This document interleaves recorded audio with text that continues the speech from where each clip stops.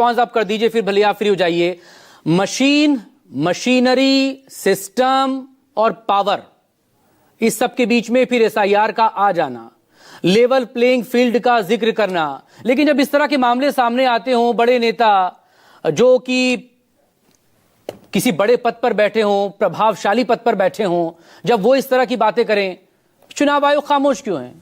जांच क्यों नहीं होती? एक्शन क्यों नहीं लिया जाता?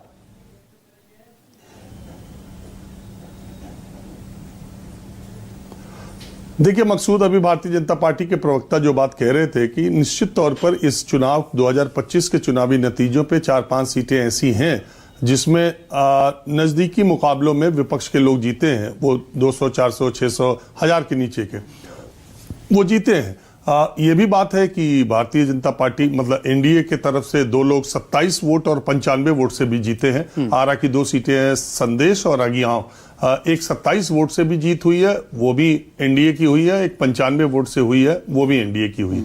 तो एक ही तरफ की बात नहीं है। अगर आप 2020 के सीटों को देख लें, वहां पर 11 सीटें ऐसी थीं जिसमें 1000 से कम में जीत हार का फैसला हुआ था, जिसमें 5 सीटें सत्ता पक्ष की तरफ थीं, यानी एनडीए की तरफ थीं, 4 सीटें महागठबंधन की तरफ थीं, एक एलजेपी ने जीती थी, बाद में एलजेपी वाले भी जेडीयू में चले गए, और एक निर्दलीय ने जीती थी।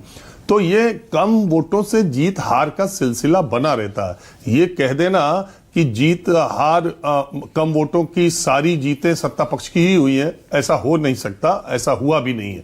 लेकिन सवाल यह है कि कुछ सीटें जो प्रायोरिटी सीट्स होती हैं, जिस पर कि सत्ता पक्ष का बहुत प्रतिष्ठा दांव पर हो या बड़े नेता का प्रभाव वहां पर हो, अगर उन सीटों में कोई खेल होता है तो सवाल उठता है। और ये बात चूंकि जीतन राम मांझी ने कही है, और जीतन राम मांझी वैसे पद के लिहाज से तो वो कैबिनेट मिनिस्टर है और मुख्यमंत्री रहे हैं। बाकी वो बोलते क्या है और उनके बोलने का मतलब क्या होता है, दिल दिमाग दोनों से किस तरीके से वो बात रखने में जो दिल में है वो जुबां पे आती है या सच जुबां पे आ जाता है, ये मैं नहीं जानता। ये अगर इस तरह की बातें आती हैं तो एक शंका उठती है।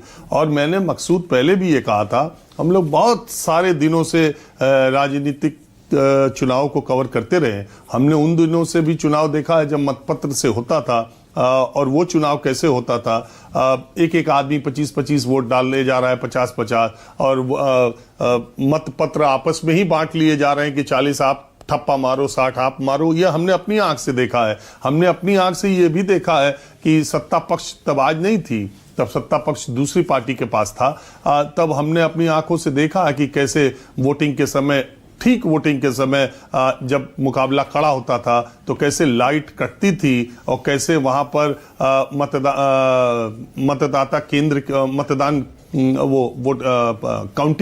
काउंटिंग सेंटर के सामने पुलिस का लाठीचार्ज होता था, कैसे समर्थकों को भगा दिया जाता था, लाइट कटी ही कटी रहती थी। और चुनाव उस लाइट कटने के पहले किसी की बढ़त किसी दूसरे तरफ थी, और लाइट जब आती थी चुनाव परिणाम और डीएम सर्टिफिकेट देते थे तो कैंडिडेट दूसरा हुआ करता था।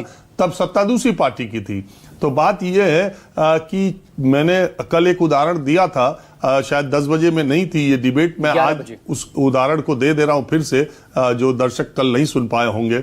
अभी कल मैंने बताया पानीपत, वो स्टोरी मैंने ही की थी अभी 3 महीने पहले जाकर। पानीपत के सरपंच का चुनाव हुआ था, ईवीएम से जो आदमी चुनाव जीता उसे रिटर्निंग अफसर ने हरा दिया, सर्टिफिकेट दूसरे को दे दिया।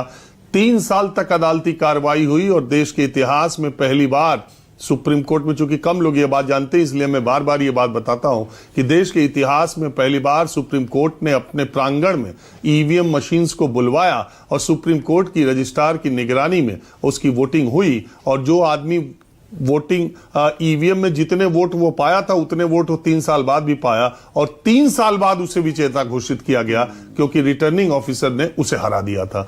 तो ये अपने आप में एक क्लासिक एग्जाम्पल है कि ईवीएम कुछ भी कहे, अगर रिटर्निंग ऑफिसर की नीयत ठीक नहीं है तो वो जीतने वाले को हारने का सर्टिफिकेट, हारने वाले को जीतने का सर्टिफिकेट दे सकता है, वो चुनाव जीत सकता है। ये मैं नहीं कह रहा हूं, देश में एक घटना ऐसी घटी है जिसमें जिला लेवल से लेकर हाईकोर्ट से लेकर सुप्रीम कोर्ट तक ये मामला 3 साल चला, और 3 साल के बाद सुप्रीम कोर्ट ने यह कहा, 3 साल के बाद जीते हुए कैंडिडेट को सर्टिफिकेट मिला।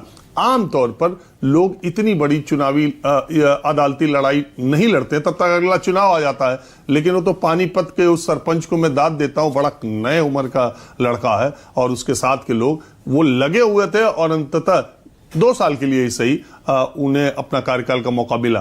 तो ये एकदम ब्लैक एंड व्हाइट है, एकदम एक तरफा आप बात करते हैं, ऐसा नहीं है। संशय की गुंजाइश हमेशा है और यही चीज को दूर करने के लिए इसमें सबसे पहले चुनाव आयोग को सामने आना चाहिए। राजेश राठौर साहब,